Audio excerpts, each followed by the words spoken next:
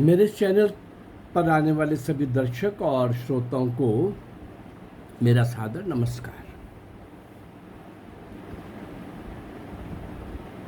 1757 से 1947 190 वर्ष का लंबा इतिहास, संघर्ष का इतिहास, ईस्ट इंडिया कंपनी का भारत में आगमन, उसके बाद छल कपट और यहाँ की कुछ कमजोरियों का लाभ उठाते हुए निरंतर एक के बाद एक भारतीय राज्यों को अपने बड़े राज्य में मर्ज करते चले जाना, अनेक्स करते चले जाना, मिलाकर के उसको साम्राज्य के रूप में बनाने का प्रयास करना, ये सब वो इतिहास है। लेकिन इस बीच में ऐसा नहीं हुआ कि ज़ोरदार मुकाबले ना हुए हों, लड़ाइयाँ ना हुई हों, युद्ध ना हुए हों और भारतीय वीरों ने बहादुरी के साथ उसका मुकाबला न किया हो। विजय और पराजय की आंख मिचौली भी चलती रही। लेकिन कुछ राजा लोग, राजवाड़े लोग अपने स्वार्थ के लिए विदेशी से मिल जाना ठीक, लेकिन पड़ोसी राजा को सबक सिखाना है। और वो एक बार में एक पड़ोसी राजा को जीतता था, दूसरी बार में उसको भी जीत लेता था, उसको भी गुलाम बना लेता था। कुछ अन्य कमजोरियों के साथ साथ ये बहुत बड़ी कमजोरी चल रही थी। युद्ध भी चल रहे थे, बहादुरी के नए नए इतिहास भी लिखे जा रहे थे, इतिहास के अंदर स्वर्णिम पृष्ठ भी जोड़े जा रहे थे। ये सब हो रहा था। इस बीच में 1885 में एक अंग्रेज कलेक्टर के द्वारा, इटावा के कलेक्टर थे वो, ए.ओ. ह्यूम के द्वारा भारतीय राष्ट्रीय कांग्रेस का निर्माण होता है। वो कांग्रेस जो शुरू में कुछ धनाढ्य लोगों का, कुछ गणमान्य लोगों का, कुछ जमींदारों का, कुछ रजवाड़ों का, इस प्रकार के कुछ संपन्न लोगों का एक प्लेटफॉर्म ब्रिटिश इंडिया जो सरकार है उसका कलेक्टर सर ए.ओ. ह्यूम है, वो बना रहा है। किस लिए? कि इनको टुकड़े देते रहो थोड़े थोड़े। क्यों देते रहो? 1857 का बहुत बड़ा समर हो चुका था जिसके लिए अंग्रेज लोग तैयार नहीं थे, कदापि तैयार नहीं थे। इतना बड़ा समर, जिसको वीर सावरकर ने समर बोला, वरना उनको तो हमारे इतिहासकार और सो कॉल्ड हमारे उस समय के पढ़े लिखे बिकाऊ माल जो अंग्रेज गदर बोल रहे थे, और वही भाषा यहाँ के हमारे ये पढ़े लिखे सो कॉल्ड इंटेलेक्चुअल्स भी वही गदर शब्द लिख करके गदर हो गया, गदर हो गया, दब गया, दबा दिया गया। कुछ सैनिक तो थे, वीरमंगल पांडे ने क्या कर लिया, फौज के अंदर बहुत बड़ा समर होने से पहले, गदर होने से पहले, विद्रोह होने से पहले दबा दिया गया। लेकिन 1857 में कितने लाख लोग और कितनी तरह के लोग, आम आदमी से लेकर, किसान से लेकर, फौज से लेकर, साधु संत महात्माओं का भी बड़े पैमाने पर उसके अंदर योगदान था। मुझे अब उसको रिपीट नहीं करना, लेकिन उसी श्रृंखला के अंदर मैंने 1886 1 अप्रैल वर्ष प्रतिपदा के दिन पैदा हुआ एक बालक डॉक्टर केशव बलिराम हेडगेवार, उन्हीं महान क्रांतिकारियों की श्रृंखला में जिन्होंने देश के लिए सर्वस्व निछावर कर दिया, तिल तिल कर जलकर अपने आप को समाप्त कर दिया। भारत माँ के स्वतंत्रता रूपी महायज्ञ में आपने आपको आहूत कर दिया, सब कुछ दे दिया। लेकिन ये अनोखे, अनूठे, अद्वितीय व्यक्तित्व के मालिक डॉक्टर हेडगेवार बाकी क्रांतिकारियों के साथ काम करते हुए, कांग्रेस के साथ काम करते हुए, कांग्रेस के सेवा दल के रूप में और विदर्भ का अध्यक्ष होते हुए, कांग्रेस के बड़े बड़े सम्मेलनों की व्यवस्था बनाने वाले, रखने वाले, सेवा करने वाले, हर प्रकार का अनुशासन और व्यवस्था बनी रहे। कौन कहाँ ठहरेगा, कक्ष से लेकर, स्वच्छता से लेकर, भोजन से लेकर, आने जाने का सारी व्यवस्था करने वाले डॉक्टर केशवराव बलिराम हेडगेवार एक तरफ कांग्रेस के मंच पर आगे चल रहे थे, एक तरफ बचपन से ही अंदर जो 1.5 रुपये समुद्र में भारत विदेशियों को, फिरंगियों को बाहर निकालने की उनके प्रति जो विद्रोह था वो पनपता जा रहा था, विकसित होता जा रहा था, बढ़ता जा रहा था। अरे भूल गए 8 साल की उम्र में ये बालक पूछ रहा है ये मिठाई क्यों बांटी जा रही है। मैं बातों को रिपीट नहीं करूंगा, केवल जो टुकड़ों में 6 भागों के अंदर मैंने डॉक्टर हेडगेवार का आपके सामने रखा है, इस 7वें एपिसोड के अंदर जो टुकड़ों में है उसको मैं इकट्ठा करने की कोशिश करूंगा। 8 साल का बालक डॉक्टर केशव मिठाई फेंक करके 12 साल की आयु में एडवर्ड सप्तम का राज्यारोहण हो रहा है, सेलिब्रेशन हो रही है, लेकिन स्कूलों कॉलेजों के अंदर ये बालक 12 साल की आयु का भाग नहीं ले रहा। और भाग नहीं लेने का मतलब सीधा था उस समय कि आप सभी बच्चों को उस समारोह में भाग लेना ही था, लेकिन ये ही था वाला बालक नहीं था। इसके अंदर ये चल रहा था कि आखिर ये अंग्रेज़ों की खुशी में हम जो हमें गुलाम बनाए हुए हैं, शोषण कर रहे हैं, अत्याचार कर रहे हैं, हम उनकी सेलिब्रेशन में भाग नहीं लेंगे, ऐसा कहने वाला बालक और आगे बढ़ता है। 13 वर्ष की आयु में एक महामारी के अंदर माता पिता का देहांत हो जाता है। बंगाल का बंग भंग आंदोलन चला है, उसकी गर्माहट चल पड़ी है और उसके अंदर लोकमान्य तिलक, बाल गंगाधर तिलक के भाषणों का तिलक विरोध कर रहे हैं। उनके भाषणों का बहुत लोगों पर प्रभाव हुआ है। डॉक्टर ये केशव हेडगेवार भी इससे वंचित नहीं है। ये थोड़ा और बड़ा हो रहा है, एक और आता है, एक और उस बंग भंग आंदोलन के अंदर भाग लेते हुए, लोकमान्य तिलक के भाषणों से प्रभावित होते हुए ये बालक बड़ा हो रहा है। और अंग्रेज सरकार नौजवानों के लिए वो हिस्सा नहीं ले सकते किसी भारतीय स्वतंत्रता संग्राम में, उसके लिए रिस्ले सर्कुलर लाती है। और रिस्ले सर्कुलर का सीधा सा मतलब था कि कोई भी नौजवान ऐसे किसी गतिविधि में भाग नहीं लेगा जो देश की स्वतंत्रता के लिए आरंभ की गई है। और ये बालक, ये नौजवान, ये बालक अभी बालक किशोर ही है। अभी ये स्कूलों के अंदर और अन्य क्षेत्रों में दाएं बाएं हर कोने के अंदर वंदे मातरम, वंदे मातरम, वंदे मातरम के नारों के साथ आंदोलन आगे चल रहा है। और ये बालक अपने स्कूल में 3 क्लासों के अंदर स्कूल में आया हुआ इंस्पेक्टर निरीक्षण के लिए, उसके आगमन पर स्वागत होता है किससे? वंदे मातरम से। हिल जाती है वो सारा ऑफिसर जो आया है, ब्रिटिश सरकार, ये किसने हिम्मत की, किसने हिम्मत की वंदे मातरम बोलने की। उनके आने पर 3 क्लासेस के बच्चों का फॉलन होता है, कोर्ट मार्शल की तरह का एक उनका लाइनों में लगा करके पूछा जाता है। कोई बच्चा नहीं बोल रहा कि ये किसने इनिशिएटिव लिया, किसने तैयारी की। जब 1.5 महीना बच्चे नहीं बोल रहे, अभिभावक बुलाया है, वो भी बच्चों को कह रहे हैं कि बोल दो भाई, माफ़ कर देंगे, आपने तो नाम ही बताना है। जब कोई नहीं बता सकता तो ये बालक आगे आता है, डॉक्टर केशव बलिराम हेडगेवार। कोई नहीं बताएगा, जो सजा देनी है मुझे दे दो, कोई नहीं बताएगा आपको। और इस बालक को, ये बालक को स्कूल से बाहर निकाल दिया जाता है।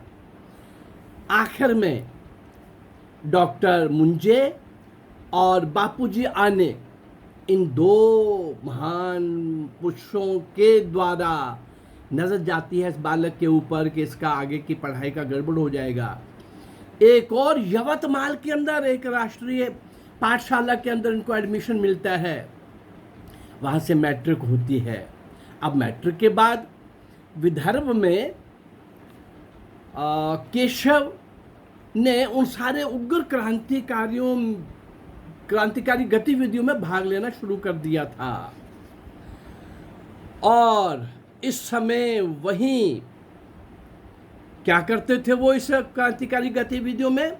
बम बनाना, सरकार के विरुद्ध गुप्त सभाएं करना, क्रांतिकारियों को संगठित करना, इस तरह के प्रयास जो चल रहे थे उनके अंदर केशव बलिराम हेडगेवार भाग ले रहे थे, आगे बढ़ रहे थे और हमेशा मन में ये रहा कि हमको ब्रिटिश सरकार को उखाड़ फेंकना है। सन 1910 में कलकत्ता के मेडिकल कॉलेज में अब इस भावना की पूर्ति के लिए क्या था? विदेशियों को, फिरंगियों को बाहर फेंकना है। कलकत्ता के अनुशीलन समिति के साथ नागपुर में रहते हुए इनके संबंध भी बन गए हैं और बढ़िया हो गया कि कलकत्ता के मेडिकल कॉलेज में इनको एडमिशन मिल गई। वहाँ अनुशीलन समिति जो उस समय बहुत क्रांतिकारी गतिविधियों में संलिप्त थी, उसके बारे में मैं कई एपिसोड आपको दे चुका हूँ। अनुशीलन समिति के अंतर्गत कई क्रांतिकारियों ने आगे बढ़ करके बहुत बड़ा काम किया, अंग्रेजों के साथ लोहा लिया, एक एक अंग्रेज को, एक एक क्रांतिकारी ने उड़ाने की कोशिश की। अनुशीलन समिति के साथ संबंध और बड़े हो गए और इस प्रकार से बंगाल की उस धरती के उन महान क्रांतिकारियों के साथ संबंध जो थे वो और आगे हो गए। उस समय बंगाल के अंदर जो एक महामारी हुई थी, उस महामारी में केशव बलिराम हेडगेवार सेवा में लग गए और सेवा करते करते बंगाल के धनाढ़ लोगों के, संपन्न लोगों के, बड़े लोगों के, सज्जन लोगों के आंखों में आ गए, अरे ये बालक, ये किशोर विनम्र, शालीन, सेवा में पूरी तरह से मगन, लगा हुआ, सेवा में रमा हुआ, इसकी आंखें, इसका चेहरा, इसका बॉडी लैंग्वेज, इसका प्रेजेंटेशन, इसकी बात सब अलग। केशव आगे बढ़ रहा है। डॉक्टर की उपाधि प्राप्त हो जाने के बाद ये चाहते तो प्रैक्टिस कर सकते थे, हॉस्पिटल, क्लिनिक कुछ भी शुरू कर सकते थे, परंतु इनको तो भारत का इलाज करना था, इनको तो उन दुष्टों के खिलाफ बहुत बड़ा कार्य करना था और इस तरह से राष्ट्र के प्रति समर्पित भावना से इनको काम करना था। और इन्होंने अपने चाचा ने कहा कि शादी कर लो, तो उसके दो पत्रों के उत्तर में एक जो उत्तर दिया, तो क्या उत्तर दिया? मैंने फैसला कर लिया है, प्रण कर लिया है कि मैं अविवाहित रहकर आजीवन राष्ट्र कार्य के लिए समर्पित रहूंगा। और ये स्पष्ट है कि देश का कार्य करते समय किसी भी समय प्राणांत हो सकता है, मेरी समाप्ति हो सकती है, मुझे गोली लग सकती है, मुझे जेल के अंदर मार दिया जाता है, मुझे फांसी पर लटका दिया जाता है, तो मैं एक लड़की का जीवन क्यों तबाह करूं? क्या लाभ होगा उसके? इसलिए मैं शादी नहीं करूंगा। हाँ, रूलेट एक्ट अमृतसर में उसके विरुद्ध एक बहुत बड़ी जनसभा, जलियांवाला बाग, लेकिन उसके पहले 11 को, ये तो 14 को हुआ मासेकर जो हुआ, 14 को भी एक जनसभा पर फायरिंग हो चुकी, 11 को भी, 11 अप्रैल 1919 को फायरिंग हो चुकी थी, 4 लोग उसमें समाप्त हो चुके थे। उसके विरोध में, प्रोटेस्ट में, ये जलियांवाला बाग का 14 अप्रैल बैसाखी का दिन 1919 का, और जिस प्रकार का एक बहुत बड़ा आयोजन हो रहा था, बिना वार्न किए गोली चलाने वाला, उस सारे कांड को मैं दे चुका हूं, उसको मैं रिपीट नहीं कर रहा। भयंकर था, पाशविक था, अभी तक धरती का इतना बड़ा मासेकर हुआ नहीं था। किस तरह से हुआ, क्या क्या हुआ, सब आपको मैंने बताया है, उस जलियांवाला कांड के एपिसोड में बताया है, उस वीडियो में बताया है। लेकिन जैसे उधम सिंह ले रहा था प्रण, जैसे भगत सिंह वहाँ की मिट्टी ला करके माथे पर ला करके उसको सिक्योर रख रहा था, ऐसे और भी कई लोगों ने संकल्प लिया था कि ये जो अत्याचार हुआ है इसका बदला लेंगे। उधम सिंह ने तो लंदन जाके बदला लिया, वो भी मैं एपिसोड कई रख चुका हूँ आपके सामने। लेकिन ये सारा जो हो रहा था, डॉक्टर हेडगेवार के मन में भी इसका प्रभाव था कि ये बहुत अत्याचार हुआ है और इसका बदला लेंगे। 1920 में नागपुर में कांग्रेस का अधिवेशन होता है। केशव बलिराम ये चाह रहे हैं, डॉक्टर बन चुके हैं, ये चाह रहे हैं कि 20 के इस कांग्रेस अधिवेशन, कांग्रेस में काम कर रहे हैं, घूम घूम के सारी व्यवस्थाएं कर रहे हैं, विदर्भ में घूम करके उस सम्मेलन के लिए, उस अधिवेशन के लिए लोगों को जुटा रहे हैं, कांग्रेस के सम्मेलन के लिए। लेकिन एक दिन पहले, कुछ दिन पहले बाल गंगाधर तिलक का संसार से चले जाना, और इनकी इच्छा थी कि वो इसकी अध्यक्षता करें। बाल गंगाधर तिलक हो अध्यक्षता करते तो बात कुछ और होती। आज़ादी हमारा जन्म सिद्ध अधिकार है, ये केशव उनके इस नारे से बहुत प्रभावित थे, और भी बहुत लोग प्रभावित हुए थे। लाहौर में जो रोलेट एक्ट के खिलाफ, जो साइमन कमीशन के खिलाफ जो बहुत बड़ा, जहाँ लाला लाजपत राय ने नेतृत्व किया था,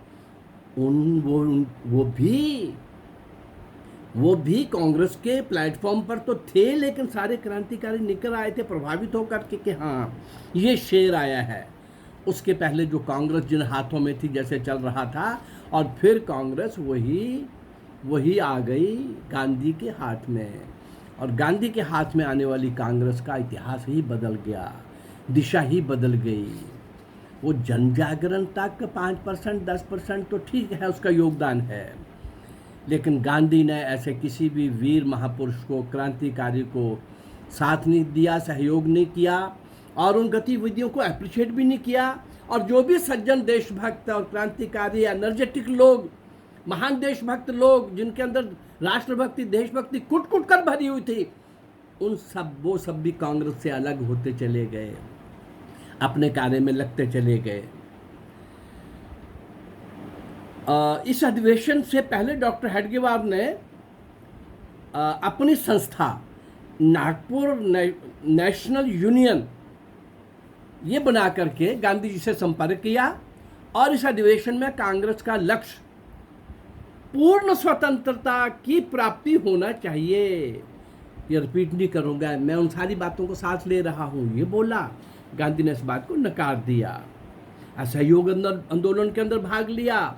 1920 में जो आरंभ हुआ था गांधी का, वो खिलाफत आंदोलन तो बहुत बड़ा कलंक था, वहीं से डिरेल हो गया मामला। मैं बता चुका हूँ, खिलाफत आंदोलन भी बता चुका हूँ, टर्की में जो हुआ, खलीफा के पक्ष में और खलीफा के विरोध में, और यहाँ तो खलीफा के पक्ष में ही पूरा हिंदुस्तान का मुसलमान गांधी ने, कांग्रेस उनको सौंप दी।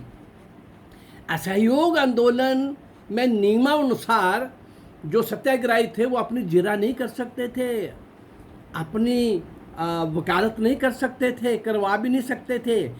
केशव ने असहयोग आंदोलन में जेल में रहते हुए इस नियम को तोड़ा और कहा कि मैं अपनी जिरह करूंगा, मैं अपना पक्ष रखूंगा।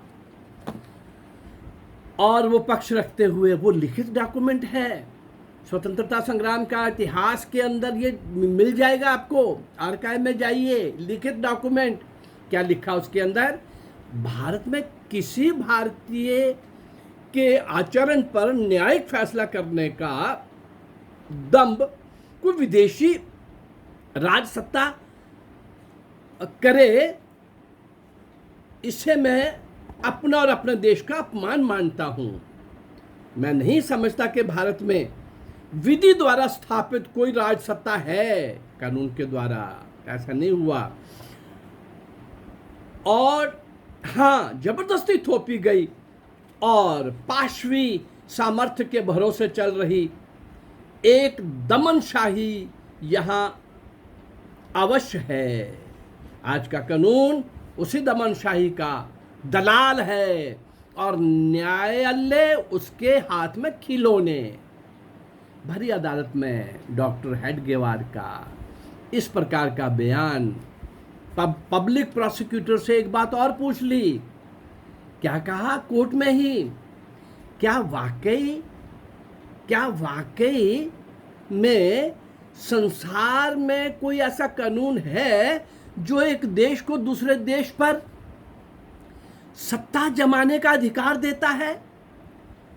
मेरा आपसे निवेदन है, यदि ये सिद्धांत वास्तव में कहीं है, सत्य है, एक देश को दूसरे देश पर अपनी सत्ता थोपने का कोई अधिकार है, मैं समझता हूं नहीं है। तो आप बताइए कि अंग्रेजों को हिंदुस्तान की जनता को पैरों तले रौंद कर उस पर हुकूमत करने का अधिकार किसने दिया? क्या यह न्याय, नीति और धर्म की हत्या नहीं है? अपने देश में आजादी में रहने की हमारी इच्छा के विरुद्ध आपके कानून का बनना, यह कानूनी रूप में विरुद्ध है, धर्म के विरुद्ध है, नैतिकता के विरुद्ध है। न्यायालय में तो इनकी बातों का क्या होने वाला था, लेकिन देश को तो मैसेज जा रहा था। और जब डॉक्टर हेडगेवार को 1 साल की सजा होनी थी, बाहर निकले, आप देखिए जब बाहर निकले तो नागपुर के अंदर एक इनके अभिनंदन में कार्यक्रम हुआ। उस अभिनंदन कार्यक्रम में कौन नेता थे डॉक्टर हेडगेवार का स्वागत करने वाले? देखिए जरा, इसमें इस सभा के अंदर मोतीलाल नेहरू, डॉक्टर अंसारी, विठल भाई पटेल, हकीम अजमल खान और कस्तूरी रंग आयंगर आदि ऐसे कई कांग्रेस के बड़े बड़े नेता डॉक्टर केशव बलिराम के, हेडगेवार के अभिनंदन कार्यक्रम में कि ये वीर, ये एक्स्ट्रॉर्डिनरी बालक, किशोर, नौजवान, ये डॉक्टर, ये देश के लिए समर्पित क्रांतिकारी, जन जागरण करने वाला, संगठन बनाने वाला। संगठन अभी उस प्रकार से नहीं बनाया था, लेकिन उसके संगठन की वो योग्यता क्षमता कांग्रेस के अंदर देख चुके थे। सारी व्यवस्थाओं को संभालने वाला, बड़े बड़े अधिवेशनों के अंदर उसकी सफलता के पीछे बहुत बड़ा सूत्रधार डॉक्टर केशवराव बलिराम हेडगेवार। इस उद्देश्य से जब वो सारा कुछ हो रहा था, मैं बता रहा हूं क्या थे वो और क्या थी कांग्रेस और क्या था स्वतंत्रता संग्राम।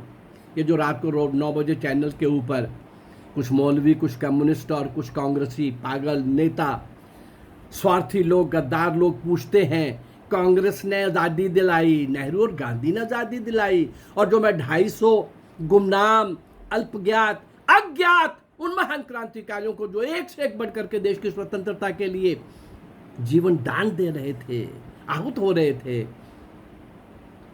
उन्होंने क्या किया? आज़ादी उन्होंने दिलाई, आज़ादी उन्होंने दिलाई। अंग्रेजों की फिर वो शुरू हो गई थी, और उसके अंदर मोपला का बहुत बड़ा, मोपला विद्रोह का बहुत बड़ा, जिसमें हजारों हिंदुओं को मौत के घाट उतार दिया गया मुसलमानों के द्वारा। नागपुर में भी सांप्रदायिक तनाव शुरू हो गया इस सारे के अंदर। और इन्होंने एक दल बनाया नौजवानों का, जो इस प्रकार की ठीक बातें कह सकता हो राष्ट्रवाद की, लेकिन उनको राष्ट्रवाद से बू आती थी। अल्टीमेटली डॉक्टर हेडगेवार को लगा कि इस मंच से, इस प्लेटफॉर्म से अब ये अपीजमेंट शुरू कर दी है। इन्होंने मुसलमान का सहयोग तो लेना था, पर मुसलमान को अपने सर पर बिठा लिया है। वो लुटेरा, वो आक्रमणकारी, वो राज करने वाला, मुगल, पठान, तुर्क, अफगान, फ्रेंच, डच, इंग्लिश, उस श्रृंखला में उस मुसलमान को गांधी ने, उसकी ये वैचारिक बहुत बड़ी एक कहना चाहिए गलती थी, ब्लंडर था, उसका कैलकुलेटेड स्टेप नहीं था ये। उसके कारण से हम और पीछे चले गए। इस देश का जो असली समाज था, उसका स्वाभिमान के ऊपर बार बार आघात करना, चोट करना, उसको अपमानित करना, ये गांधी का फैशन बन गया था। अल्लाह ईश्वर तेरे नाम ये तो गा सकते थे, वो नहीं गाते थे।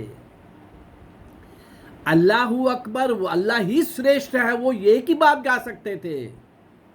रघुपति राघव, राजा राम, ये तो गा सकते थे, वो नहीं गाते थे। लेकिन ये बात गांधी को समझ नहीं आ रही थी। और इस प्रकार से 26 जनवरी, हाँ उसके पहले विजयदशमी के दिन 1925 में इन सारी बातों से फेड अप होकर के कि ऐसे काम नहीं चलेगा, आज़ादी क्रांतिकारियों के प्रयासों से और इनके जन जागरण के थोड़े प्रयासों से आज़ादी मिल भी गई तो उसको हम संभाल के नहीं रख सकेंगे, फिर से ये गुलामी हमारे द्वार पर दस्तक देगी और फिर ऐसे ही होता चला जाएगा। क्यों ना मैं यहाँ का एक ऐसा सबल समाज बनाऊँ, सशक्त समाज बनाऊँ, मजबूत समाज बनाऊँ, संस्कारित, संगठित, अनुशासित समाज बनाऊँ, जो अपने घर की रक्षा के लिए अपना दायित्व समझे, एहसान नहीं, और उसको जागरूक करना ना पड़े हमेशा के लिए, ताकि फिर भारत माँ का कोई अंग न काट सके और फिर भारत माँ के पवित्र शरीर पर कोई आकर के विदेशी विधर्मी नंगा नाच सके और यहाँ पर निहत्थे और असहाय लोगों के ऊपर अत्याचार न कर सके, गोलियां न चला सके। ये लक्ष्य लेकर के और लेकिन इसमें 1925 के बाद ये तो चले हुए थे। 1929 में कांग्रेस ने भी लाहौर अधिवेशन के अंदर ये निर्णय कर लिया कि अब हमको पूर्ण स्वतंत्रता से काम नहीं चाहिए। 1920 में ये बात डॉक्टर हेडगेवार ने बोली थी, तब गांधी ने बहुत लाइटली लेकर के रिजेक्ट कर दिया था। 9 वर्ष के बाद ही सही, और ये हालांकि अपना संघ, राष्ट्रीय स्वयंसेवक संघ का निर्माण कर चुके थे, लेकिन इनको प्रसन्नता हुई कि चलो 9 वर्ष के बाद ही सही, पर कांग्रेस ने भी ये अब संकल्प लिया है। पर उनके संकल्प की पूर्ति के लिए जो उनकी गति थी, जो उनका चाल था, जो उनका चेहरा था, जो उनका चलन था, जो उनकी गति थी, जो उनका ढंग था, जो उनका तरीका था, जो उनका सलीका था, वो भयंकर था भयंकर था। उससे आज़ादी नहीं मिल सकती थी। डॉक्टर हेडगेवार अपने उसमें चलते हुए और तरह तरह के उस समय के महामारियों के अंदर सेवा करते हुए, कांग्रेस के कई आंदोलनों के अंदर भाग लेते हुए, और इसी प्रकार का जब नमक सत्याग्रह आरंभ हुआ तो अपने स्वयंसेवकों को ये कह करके कि व्यक्तिगत रूप में सब लोग उसमें शामिल हो जाओ। खुद भी चूंकि वो स्थान दूर था तो नागपुर में ही अंग्रेजों के कानूनों का विरोध करना, उसकी धज्जियाँ उड़ाना, उन कानूनों की पत्रिकाओं को, कागज़ को, फाइल को जलाना, फाड़ के फेंकना, जलाना, ये सारा कार्य भी राष्ट्रीय स्वयंसेवक संघ के निर्माण के बाद भी चल रहा था। भारतीय स्वतंत्रता संग्राम में अपने तरीके से ये कर रहे थे। जंगल सत्याग्रह जवतमाल में जो हुआ, 10,000 लोगों का प्रोटेस्ट के अंदर इन्होंने भाषण दिया, इसके बदले में इनको फिर पकड़ लिया गया, फिर इनको 1 साल की सजा हुई। अपना कार्य करते हुए आगे बढ़ रहे थे। गांधी जी वर्धा के राष्ट्रीय स्वयंसेवक संघ के शीत शिविर में आते हैं। वो सारा इतिहास मैंने बताया है आपको, किन किन बातों से गांधी जी प्रभावित होते हैं। 1920 में ये कह चुके थे, मिल चुके थे, उसके बाद भी मिलते रहे, परंतु उनके ध्यान में आया भाई यार ये तो कमाल का काम है। हर कक्ष में जा कर के अनुशासन देख करके, कोई नहीं पता कोई किस जाति का है, और एक ही धुन है कि भारत की आज़ादी के लिए काम करना है और भारत की आज़ादी का पक्का प्रबंध करना है, और हमको सैनिक की तरह रोल प्ले करना है, बहादुर लोग तैयार करने हैं। गुरु गोविंद सिंह ने जैसे एक सेना तैयार की थी हिंदुओं के बीच में से ही, हिंदुओं की रक्षा के लिए, वही हिंदुओं की रक्षा के लिए एक प्रॉपर यूनिफॉर्म के अंदर, बैंड के अंदर, गीतों के द्वारा, कविताओं के द्वारा, भाषणों के द्वारा, चर्चा के द्वारा, चिंतन और मंथन के द्वारा एक अनूठी एक कार्य पद्धति, 1 घंटा रोज सुबह शारीरिक, बौद्धिक, मानसिक रोज रगड़ाई हो रही है, बंदे तैयार हो रहे हैं। और आखिर में दूसरे दिन जब डॉक्टर केशव बलिराम मिलने गए, क्योंकि उस दिन वो वहाँ नहीं थे, बड़ी लंबी चौड़ी डिस्कशन के बाद निकलते समय गांधी ने क्या बोला? गांधी ने कहा कि आप अपने डॉक्टर जी को संबोधित किया, बड़ी मर्मस्पर्शी टिप्पणी थी वो। डॉक्टर जी, अपने चरित्र तथा कार्य पर अटल निष्ठा के बल पर आप अंगीकृत कार्य में, यानी जो कार्य आप कर रहे हैं, निश्चित ही सफल होंगे, निश्चित ही सफल होंगे। ये कार्य केवल हिंदुओं तक सीमित है। कोई बीमारी गांधी की शुरू हो गई, इसमें सबको छूट होती तो अधिक अच्छा होता। लेकिन पुनः बोले गांधी जी, देख चुके थे वो संघ को, परख चुके थे। क्या बोले?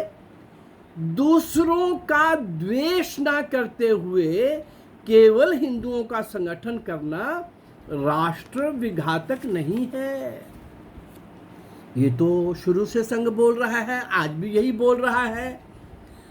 हम किसी से नफरत नहीं करते, लेकिन इस देश को लूटने वाले, काटने वाले, इस देश के विद्रोही बन करके और अभी तक शासक की भूमिका में अपने आप को चलाने वाले, यहां रह करके धर्म परिवर्तन करने वाले, मंदिर तोड़ने वाले, पुस्तकालयों को जलाने वाले, हिंदू संस्कृति सभ्यता के साथ अन्याय करने वाले, ऐसे लोग, हम उनका धर्म भी नहीं पूछेंगे, ऐसे किसी आदमी को नहीं बख्शेंगे। तब भी संघ यही कर रहा था, आज भी संघ यही कर रहा है। संघ इस मुसलमान के विरुद्ध नहीं है, हिंदू किसी के विरुद्ध हो ही नहीं सकता। वो अपने घर में 20 तरह की पूजा पद्धतियों को मानता है। एक और पूजा पद्धति आ गई तो क्या है, एक मस्जिद बन गई तो क्या है। मस्जिद बनना एक तो क्या है, नहीं है। मस्जिद बनते ही जो उनका खेल शुरू होता है, ये शेख अब्दुल्ला क्या था भाई, अलीगढ़ से एमएससी करके आने के बाद उसने क्या शुरू किया, कश्मीर के अंदर मस्जिदों में जहर उगलना शुरू किया राजा के खिलाफ।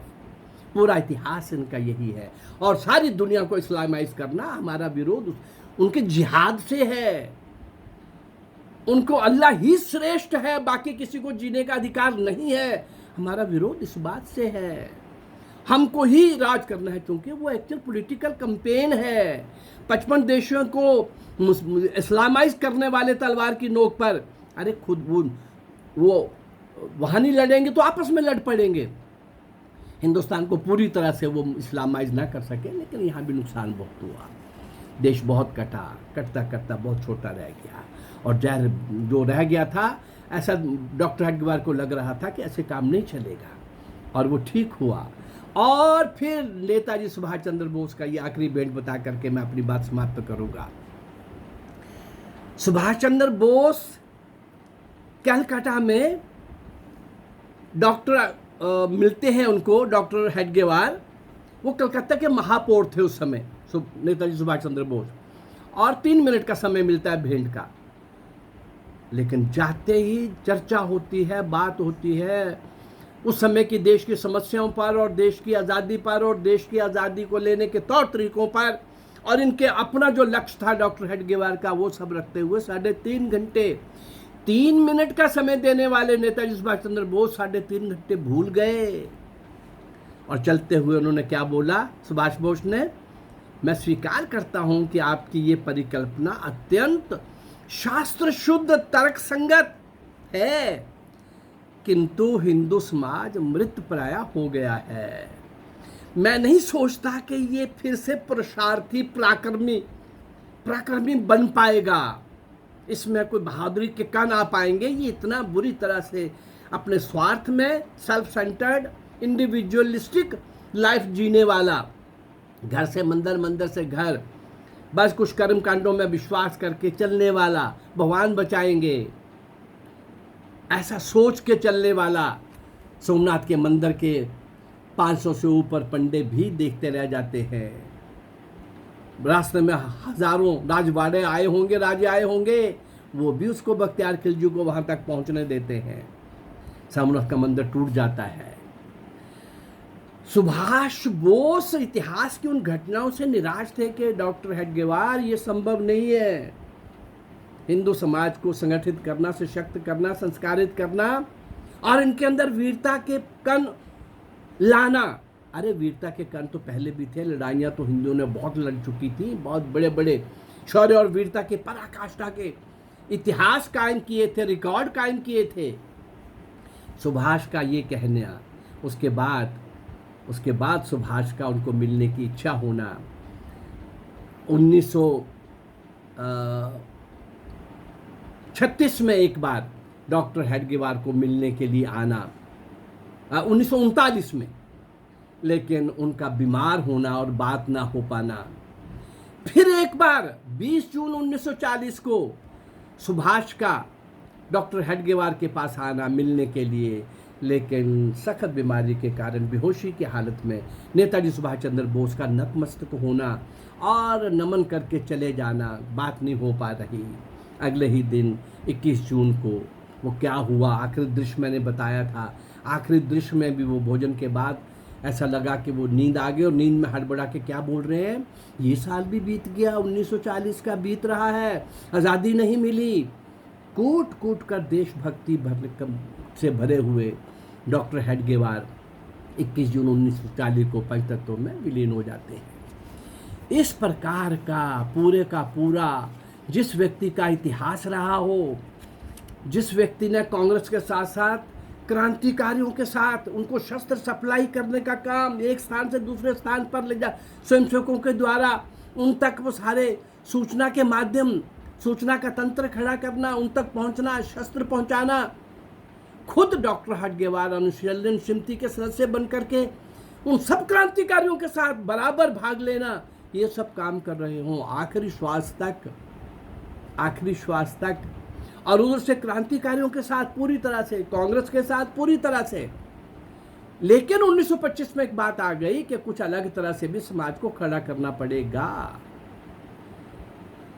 इस प्रकार के अनूठे व्यक्तित्व का ये दिव्य दृष्टा, युग दृष्टा, एक ऐसा यूनिक ऑर्गेनाइजर, कमाल का, अद्वितीय ढंग का, सुबह से शाम तक दिन रात अथक परिश्रम करता हुआ आखिर में जर्जर होकर 21 जून 1940 को जब संसार से ये चले जाते हैं,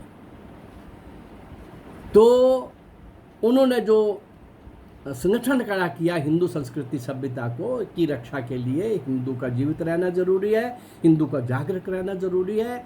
ये सभ्यता संस्कृति नहीं रही तो आहिस्ता आहिस्ता हिंदू भी नहीं रहेगा, और फिर हिंदुस्तान है कि नहीं है, वो तो ज़मीन का टुकड़ा है, उससे पहचान नहीं होती भाई।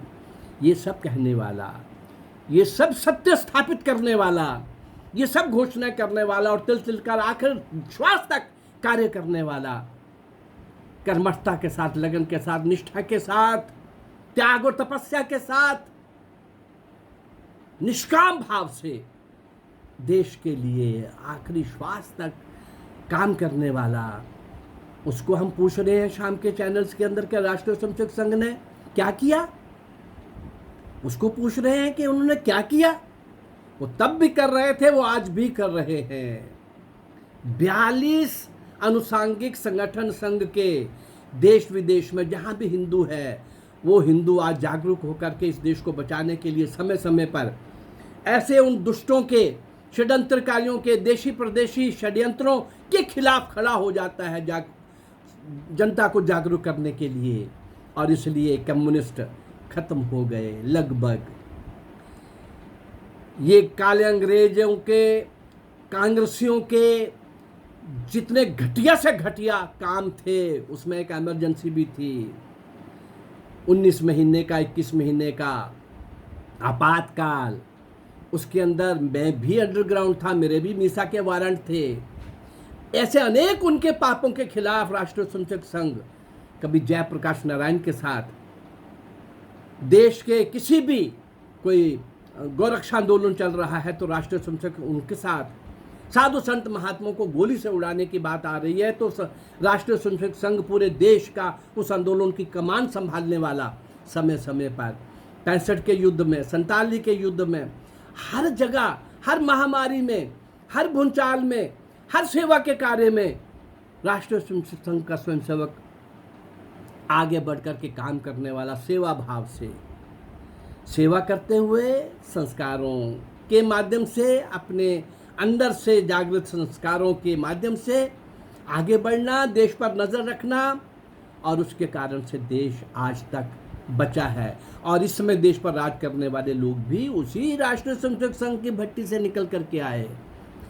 इनकी कार्य पद्धति और इनका ढंग काम करने का, सोच का, आज फिर भारत पुनः विश्व गुरु बनने के लिए, आपने देखा होगा अभी 4 दिन पहले अमेरिका का विजिट, यूएनओ के अंदर उसका मोदी का भाषण, वहाँ के भारतीयों के द्वारा उसका स्वागत, सारी दुनिया के बड़े बड़े नेताओं के द्वारा, मोदी को केंद्र मान के चर्चा करना, आज भारत फिर से एक बार उसी पुनः विश्व गुरु के स्थान पर बढ़ रहा है पहुंचने के लिए, जब कभी हम थे बहुत देर तक, सदियों तक हम विश्व गुरु रहे। ये सोने की चिड़िया भारत अब और नहीं लूटने देंगे।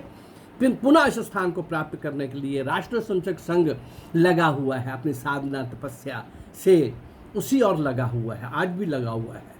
राजनीति से, प्रत्यक्ष राजनीति से प्रत्यक्ष रूप में दूर रहते हुए, लेकिन दूर रहने का मतलब नहीं है कि इस देश के अंदर राजनीति के नाम पर कोई भी देश को नुकसान पहुंचाएगा, वहां हम दीवार की तरह खड़े हो जाएंगे। ऐसा विचार रख करके आरंभ करने वाले डॉक्टर हेडगेवार, उनका व्यक्तित्व बाल्यकाल से लेकर आखिरी श्वास तक मैंने उनको केंद्र में रख करके उस समय की स्वतंत्रता संग्राम और आखिर में राष्ट्रीय स्वयंसेवक संघ जो कर रहा है 40-42 सेवा संस्थाओं के द्वारा विद्यार्थियों में, बच्चों में, महिलाओं में, आदिवासियों में, वनवासियों में, विदेश में रह रहे हिंदू में, और यहाँ कई प्रकार के संस्कारों के, संगठन के, सेवा के, सेवा भारती के रूप में, विद्यार्थी परिषद के रूप में, युवाओं में, ऐसे अनेक एडवोकेट्स के अंदर, संत महात्माओं के अंदर, विश्व हिंदू परिषद, ऐसे कई अनेक संगठन खड़ा करने वाला और संगठन तंत्र जो यूनिक डॉक्टर हेडगेवार ने दिया था, अनपैरेलल्ड, सारी दुनिया के अंदर ये संगठन, भारत में नहीं सारे दुनिया के अंदर सबसे बड़ा संगठन, ऑर्गेनाइज्ड, प्लान्ड, डिसिप्लिन्ड और एक लक्ष्य को फोकस किए हुए इसके कार्यकर्ता, इसका स्वयंसेवक मौन रूप में, शांत रूप में अपने कार्य में, प्रचार से दूर, विकार से दूर अपने कार्य में लगा रहता है। ऐसा उदाहरण पेश करवाने वाले डॉक्टर हेडगेवार, ऐसा आरंभ करने वाले डॉक्टर हेडगेवार, शुरू से 8 साल की आयु से लेकर आखिर तक उस स्वतंत्रता संग्राम में पूरी गति के साथ प्रत्यक्ष रूप में लगे रहने वाला और उस समय के महान क्रांतिकारियों के साथ लगातार बराबर साथ चलने वाला, उससे हम पूछ रहे हैं, उस संघ से पूछ रहे हैं, उस डॉक्टर हेडगेवार से पूछ रहे हैं, इन्होंने क्या किया आज़ादी के लिए? आज़ादी नेहरू और गांधी ने नहीं दी, जिन्होंने एक लाठी नहीं खाई, जो वीआईपी जेल में रहे। आखिर में एक प्रश्न फिर करते हुए मैं इस विषय को यहीं समाप्त कर रहा हूँ। अरे आप संघ से तो पूछते हो, आप बताओ मुझे, एक भी कांग्रेसी लीडर पूरे स्वतंत्रता संग्राम के अंदर, एक भी कांग्रेसी लीडर जिसने जो उनकी लाठी से, अंग्रेजों की लाठी से मरा हो? नहीं। लाला लाजपत राय एक अपवाद है, वो मैंने उसमें कई एपिसोड दे चुका हूँ। उस समय कांग्रेस का मंच उनको हृदय से स्वीकार नहीं कर रहा था। और एक भी कांग्रेसी लीडर जो जेल के अंदर अंग्रेजों के अत्याचारों से मरा हो, एक नाम 190 वर्ष के इतिहास में, एक भी कांग्रेसी लीडर जो फांसी के तख्ते पर चढ़ा हो, एक नाम। और एक भी कांग्रेसी लीडर जिसको काला पानी जैसी भयंकर नारकीय पाश्विक अत्याचारों वाली सजा मिली हो, अत्याचारों को सहने वाली सजा काला पानी की मिली हो, एक भी कांग्रेसी लीडर। और तुम बोलते हो आज़ादी कांग्रेस ने लेके दी? अरे चरखे ने नहीं दी, तुम्हारे नारों ने नहीं दी। और वो जो 2-4 दिन आते थे, 2 घंटे 4 घंटे सत्याग्रह चल करके चले जाते थे, गांधी का ये पक्ष उनको, अंग्रेजों को सूट करता था। और बाकी तो ये बिकाऊ माल थे, नेहरू और इसका बाप और शेख अब्दुल्ला और ये जिन्ना और मौलाना गुलाम आज़ाद, ऐसे कई लोग दे चुका हूँ उन गद्दारों के नाम, उन बिकाऊ माल के नाम, अंग्रेजों के स्पॉन्सर्ड ऐसे कांग्रेस के अंदर घुसे हुए लीडर्स के नाम मैं दे चुका हूँ। और भारत माँ के अंग कटवाने का पाप करने वाले 47 के लाखों की संख्या में जो कत्ल हुआ है, दुनिया का सबसे बड़ा आज तक की बहुत बड़ी भविष्य का उस कलंक के ये कांग्रेसी लोग किसी से पूछते हैं कि उन्होंने बाकियों ने आज़ादी के अंदर क्या भाग लिया? मुझे लगता है कि डॉक्टर हेडगेवार का व्यक्तित्व और संघ के अभी तक, इसको मैं अभी 7 एपिसोड के साथ मैंने ये दिया है, 4 एपिसोड में और लूँगा, जिसमें उसके बाद के जो संघ चालक थे, सर संघ चालक थे, जो गोलवालकर जो बनारस हिंदू यूनिवर्सिटी में प्रोफेसर थे, रिज़ाइन करके इनकी जगह पर आए और लग गए आखिर श्वास तक, वो भी तिल तिल के जलते हुए, काम करते हुए, तपस्या करते हुए, मौन पूरे देश के अंदर कई बार कश्मीर से कन्याकुमारी, असम से कटक का, सब जगह हर वर्ष प्रवास करते हुए उन स्वयंसेवकों का निर्माण करते हुए जो देश के लिए ही जिए, देश के लिए ही मरे। ये साधना तपस्या अभी तक चल रही है, अभी तक चल रही है, अनथक चल रही है, कंटिन्यूटी में है। और इसी कारण से ये देश अब बहुत बड़े खतरों में नहीं पड़ेगा। अभी खतरे हैं, अभी गद्दारों की देश के अंदर आप देखते हो शाम को 9 बजे के चैनल के अंदर ऐसे बेशर्म ढीठ लोग, नक्सलाइट, अर्बन नक्सलाइट, पीएफआई, पिटे हुए ये लीडर पॉलिटिकल, और ऐसे ये केजरी, ऐसे ये अखिलेश, ऐसे ये माया, ऐसे ये ममता, ऐसे और कई आपको मिल जाएंगे जिनको भारत की आत्मा के साथ प्यार नहीं है, भारतीय संस्कृति सभ्यता के साथ कोई लेना देना नहीं है, देशभक्ति के साथ कोई लेना देना नहीं है। केवल अपनी कुर्सी को बनाए रखने के लिए, छीनने के लिए या बनाए रखने के लिए किसी भी विदेशी से किसी भी प्रकार का कोई भी समझौता, ये समय समय पर उनके ये चरित्र सामने आ रहे हैं। राष्ट्रीय स्वयंसेवक संघ ऐसे दुष्टों के खिलाफ हमेशा खड़ा रहेगा, पहले भी रहा है, आज भी है, आगे भी रहेगा। इन दुष्टों की दुष्टता को नहीं चलने देंगे। इस संकल्प के साथ चल रहा संघ मैंने आज तक विषय रखा है। और 40 के बाद गुरु गोलवलकर, प्रोफेसर गोलवलकर को जिन्होंने रिज़ाइन किया और इस काम में लग गए, उनको केंद्र में रख करके राष्ट्रीय स्वयंसेवक संघ के 40 के बाद का अभी तक का जो क्रियाकलाप है वो अगले 4 एपिसोड के अंदर मैं रखूँगा। लगभग इतने ही एपिसोड नेताजी सुभाष चंद्र बोस के बनेंगे, जबकि 5 उनके बना चुका हूँ। लगभग इतने ही एपिसोड क्रांतिकारियों के महान सम्राट वीर सावरकर के बनेंगे, उनके भी 5 में बना चुका हूँ। सावरकर, नेताजी सुभाष चंद्र बोस और राष्ट्रीय स्वयंसेवक संघ, डॉक्टर हेडगेवार, गोलवलकर, इनको केंद्र में रख करके मैं ये साथ साथ में बताता चला जाऊंगा, ताकि आज के समाज को पता चले कि देशभक्त कौन है और गद्दार कौन है, देशद्रोही कौन है और अपीजमेंट के द्वारा इस देश के सारे सिस्टम को डिरेल करने वाला और संकटों से भागने वाला, पलायनवादी समझौते करने वाला और देश हित को ध्यान में न रखने वाला वो कांग्रेसी नेतृत्व, उसको एक्सपोज करना पड़ेगा। वो हो रहे हैं, वो अब आखिरी श्वास ले रहे हैं, लेकिन इस देश का बहुत नुकसान कर चुके हैं। कांग्रेस के बनने से लेकर अभी तक वो नुकसान ही नुकसान कर रहे हैं। इन सारी बातों को समय समय पर आपके सामने लाने का, उन महान क्रांतिकारियों को श्रद्धांजलि देने का, उन्हीं क्रांतिकारियों की श्रृंखला में डॉक्टर हेडगेवार को आपके सामने रखने का, जिन लोगों ने देश के लिए, देश की आज़ादी के लिए अपना सर्वस्व दिया, लेकिन उनको इतिहास में स्थान नहीं मिला, उनको इतिहास में स्थान नहीं मिला। हम नया इतिहास लिखेंगे, नए इतिहास के अंदर इन सब क्रांतिकारियों को सभी क्लासेस के अंदर सिलेबस में लाएंगे, पढ़ाएंगे। इस संकल्प के साथ मैं और मेरे जैसे आए बहुत लोग ऐसा संकल्प करके आगे बढ़ रहे हैं। अभी 18, 19, 20 अक्टूबर को अयोध्या के अंदर ऐसे ही कुछ महान सोच रखने वाले, नया इतिहास लिखेंगे, ये संकल्प लेने वाले, हिंदू समाज को और नए तरीकों के साथ संगठित करेंगे, संस्कारित करेंगे, जागरूक करेंगे, ऐसा दृढ़ संकल्प लेने वाले लोग इकट्ठे हो रहे हैं।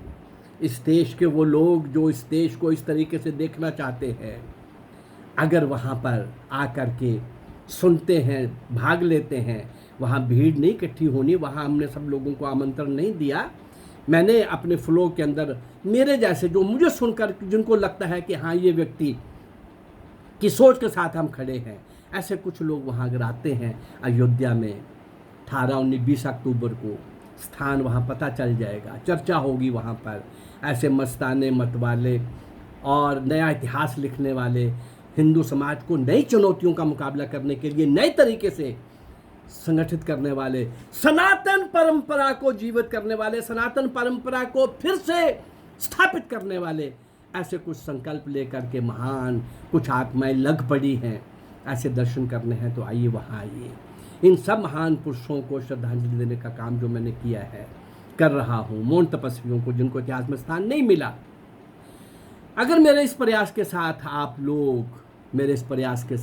लोग सहमत हैं तो मेरे इस चैनल को लाइक करिए, मेरे इस चैनल को आप शेयर करिए और इसको सब्सक्राइब करिए। नमस्कार, जय भारत, धन्यवाद।